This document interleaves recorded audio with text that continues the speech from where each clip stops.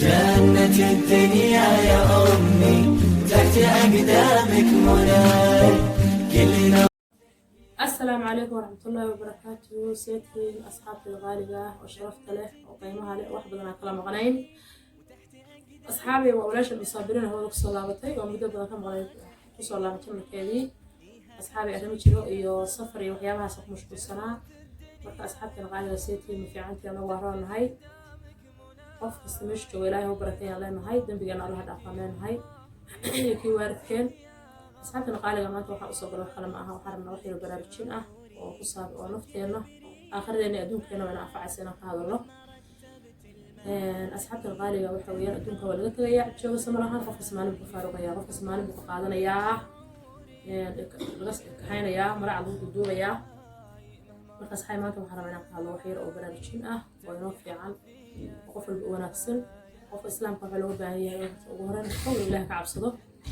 qof markuu qof islaami yahay oo qof islaamnimadiisu dhammaystirantahay uu yahay oo caqli leeyahay oo waxa uu qof uu amriya oo caqli leh wax kala garanay uu yahay wax looga baahan yahay ilaahay inuu ka cabsado oo horeysa marka xigtan qofku waa inuu waxyaabaha looga baahan yahay waajibaadka ilaahay uu far ula yimaado oo ugu horeyso salaadu soon ku xigo waxyaaba macruufka uu sameeyo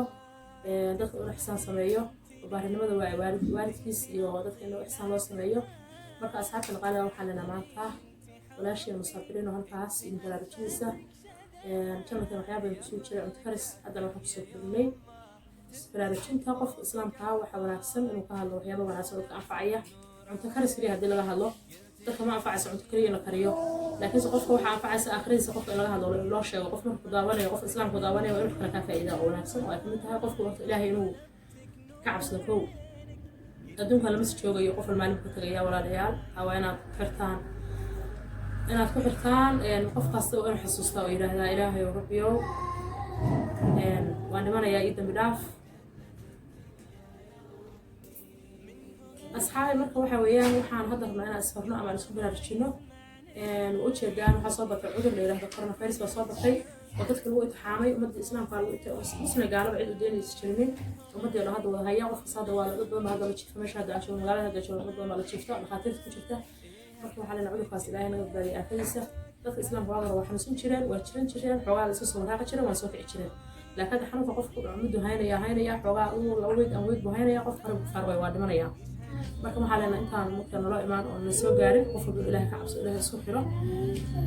baa loo baahan yahay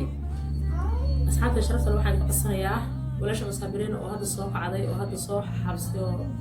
hadda soo naalatay way waxaan jeclaan lahaa inaad leegta iyo sheerta iyo subscribe-kana ay naga ilaawin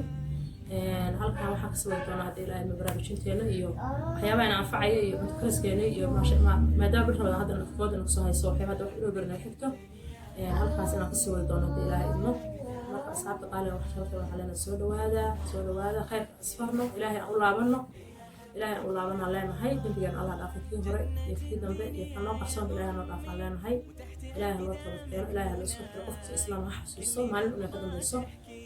la qaadi doono midkiisa oo dhooran doono midka la cafiyo ama maalinta magayaama soo taagi doono qof walba xasuusto ilaahay qabriga hana hagaajiyo ilaahay khaatimada hana hagaajiyo waxaan saynteynaa salaanta islaamka assalaamu calaykum waraxmatullahi wabarakaatu إيها حبك يا غلا